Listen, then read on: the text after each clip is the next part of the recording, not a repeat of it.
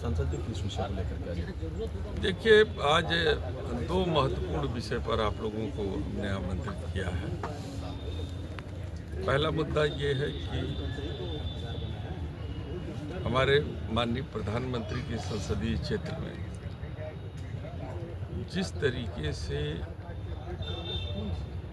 मानव जीवन को खतरे में डालने वाला जो सिरप है, उस सिरप का बड़ी मात्रा में पकड़ा जाना और एक सिंडिकेट के रूप में यहाँ से कई प्रदेशों में उसका सप्लाई करना, यहाँ तक कि बांग्लादेश, म्यांमार और अन्य देशों को भी यहाँ से सप्लाई किया जाना, ये कई सवाल खड़े करता है। क्या माननीय प्रधानमंत्री के क्षेत्र में तैनात अधिकारियों के बिना जानकारी के यह संभव है? क्या अधिकारी और राजनेताओं का गठजोड़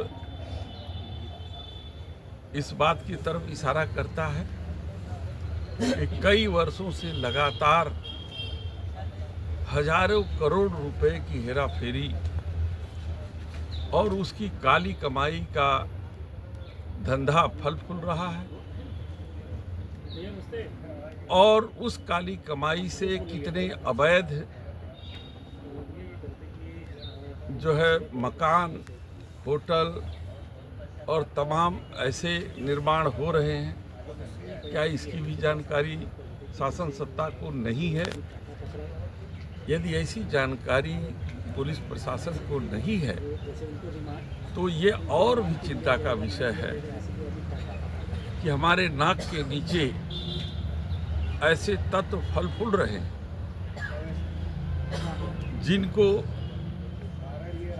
जिन पर शिकंजा कसा जाना चाहिए, और वो भी हमारे माननीय प्रधानमंत्री के संसदीय क्षेत्र में हो,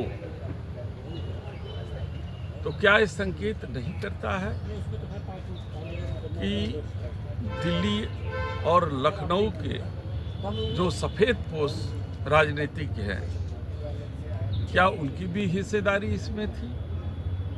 क्या उनकी भी भागीदारी थी? और सबसे बड़ा सवाल ये उठता है कि अभी तक कार्रवाई कितने लोगों पर हुई? क्या वे लोग जो संरक्षण दे रहे थे उन पर कोई कार्रवाई हुई? क्या उन फैक्ट्रियों पर कोई कार्रवाई हुई जिनमें ये दवाइयाँ निर्मित हो रही हैं थी और आज भी वो निर्मित हो रही हैं? वो मानक के अनुरूप उसकी गुणवत्ता है कि नहीं है? वो मानव जीवन के लिए वो सही है कि नहीं है? आखिर इस बात की जांच कौन करेगा? ये बड़ा चिंता का विषय है, और सबसे बड़ा चिंता का विषय है कि इतने बड़े रैकेट पर कार्रवाई करने के लिए अभी बाबा का बुलडोजर खामोश। कहीं बाबा भी अर्दब में तो नहीं रहे? क्या बाबा भी दबाव में नहीं है? क्या बाबा का बुलडोजर केवल वर्ग विशेष के लिए है? क्या बाबा का बुलडोजर किसी जाति विशेष के लिए है? कि बाबा का बुलडोजर किसी पार्टी से रिलेशन रखने वाले लोगों और कार्यकर्ताओं के लिए है? कि बाबा का बुलडोजर न्याय के लिए?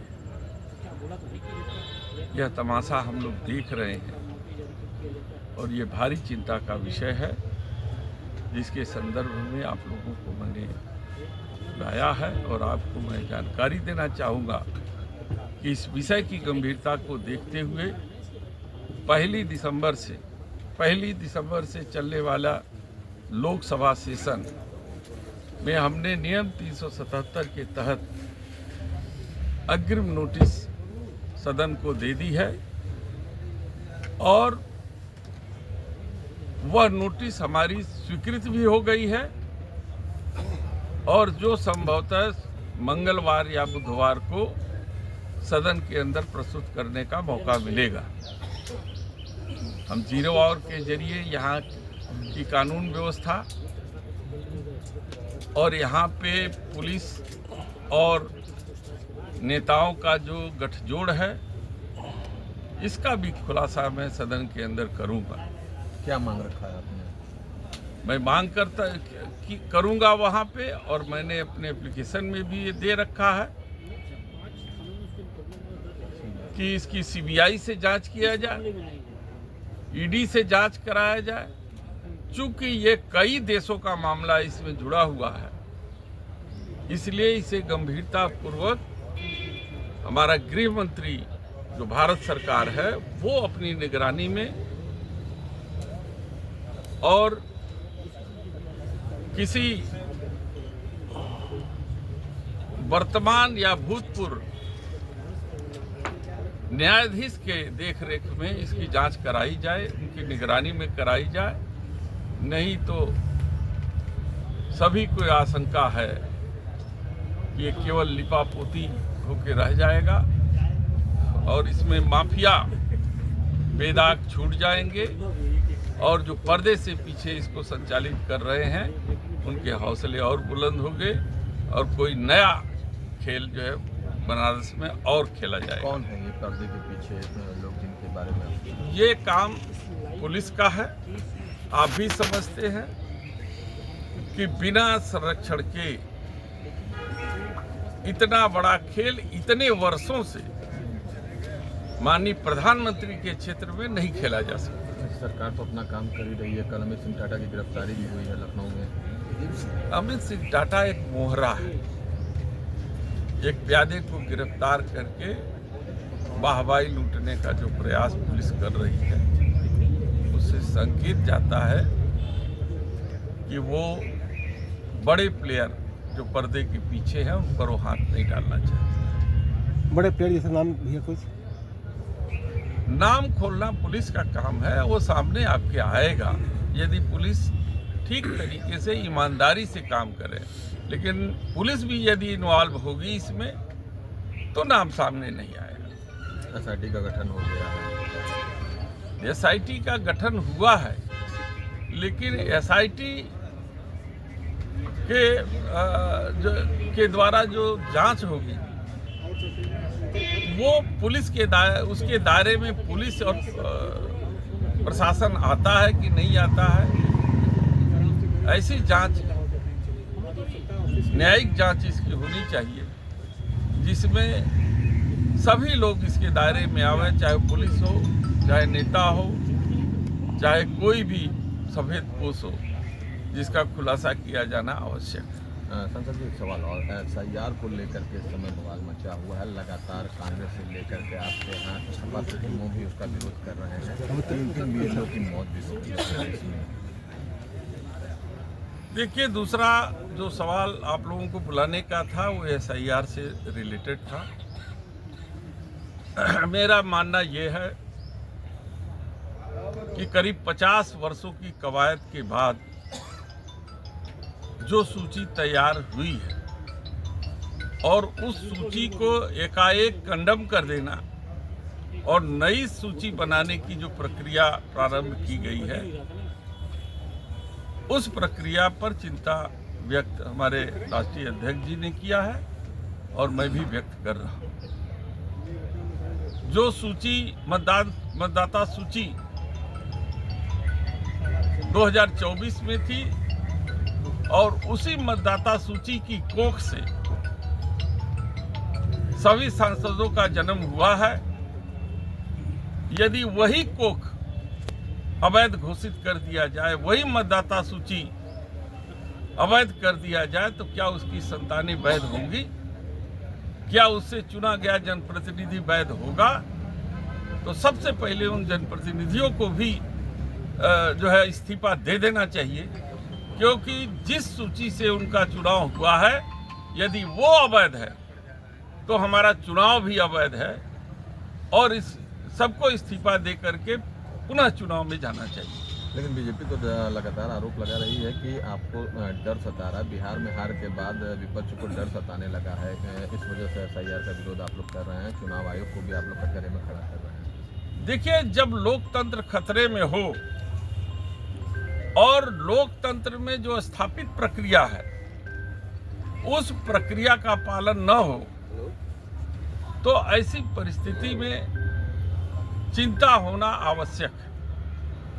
आपने देखा कि 76 करीब 70 लाख मतदाता जिनका नाम बिहार की सूची से काट दिया गया, क्या चुनाव आयोग एफिडेविट देगा कि उस 70 लाख मतदाताओं की सूची जो कटी है उसमें कोई भी मतदाता ऐसा नहीं है जो पात्र है जिसका नाम छूट गया हो? तो ये जिम्मेदारी किसकी है? ये जिम्मेदारी इलेक्शन कमीशन की है, न कि राजनीतिक दलों की है। ये जिम्मेदारी सरकार की है, सत्ता में बैठे लोगों की है कि एक भी मतदाता जो वैध हो उसका नाम मतदाता सूची से वंचित न किया जा सके, क्योंकि भारत के नागरिकों का यह मौलिक अधिकार है कि उसको मतदान करने से रोका न जाए, उसको मतदान किया जाना चाहिए।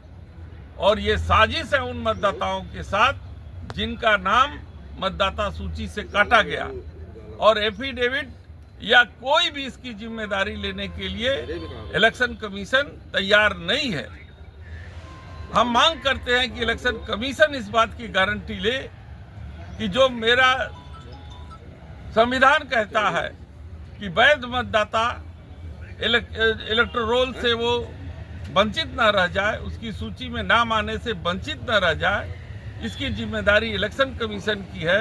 लेकिन उसकी जिम्मेदारी वो लोग राजनीतिक दलों पर डालना चाहते हैं कि जो गलत है, ये प्रक्रिया और ये सारी कवायद इलेक्शन कमीशन के दायरे में आता है। और इसमें तमाम बीएलओ ने इतने प्रेशर के अंदर जो काम कर रहे हैं, उन्होंने आत्महत्या कर ली और बहुत लोगों की मानसिक स्थिति ठीक नहीं है। बहुत से बीएलए हमारे यहाँ भी आकर के मिले हैं, बताते हैं कि किस तरीके से जो है कि अमानवीय व्यवहार और प्रेशर उनके ऊपर डाला जा रहा है, और इस दबाव में उनके लिए सहज रूप से काम करना संभव नहीं है। तो मैं मांग करता हूं, मेरे राष्ट्रीय अध्यक्ष जी ने मांग किया है कि एसआईआर की प्रक्रिया जो कराई जाए वो पारदर्शी कराई जाए, इसके लिए प्रॉपर समय दिया जाए ताकि ठीक ढंग से मतदाता सूची तैयार हो सके। और जहां तक मेरा मानना है कि पुरानी सूची को अवैध न किया जाए, उसी में संशोधन किया जाए। जो लोग मृतक हैं, जो लोग बाहरी नाम आ गए हैं, जो अपना एड्रेस न दे सके, उनको आप काट दीजिए, लेकिन पूरी की पूरी मतदाता सूची कंडेम कर दीजिए। ये चुने हुए जनप्रतिनिधियों का अपमान है और उसमें माननीय प्रधानमंत्री जी भी आते हैं। तो ऐसी मतदाता सूची को जो अपमानित करने का काम इलेक्शन कमीशन ने किया है, जो 70 वर्षों के कार्यकर्ताओं के लगातार कवायद के बाद जो सूची तैयार हुई है, उस पर सवाल इलेक्शन कमीशन खड़ा कर रहा है, जो निंदा का विषय है, और उसको अपने आदेश में संशोधन करना चाहिए। 4 दिसंबर तक क्या लगता है कि ये समय कुछ कम नहीं है? इसी वजह से ये बीएलओ और आदि लोगों की मौत है, तो ये समय कम होने की वजह से दबाव पड़ रहा है। ये जवाब तो आपको इलेक्शन कमीशन को देना चाहिए कि आखिर उत्तर प्रदेश में 4 दिसंबर तक क्यों? अभी इलेक्शन 1 साल बाकी है, तो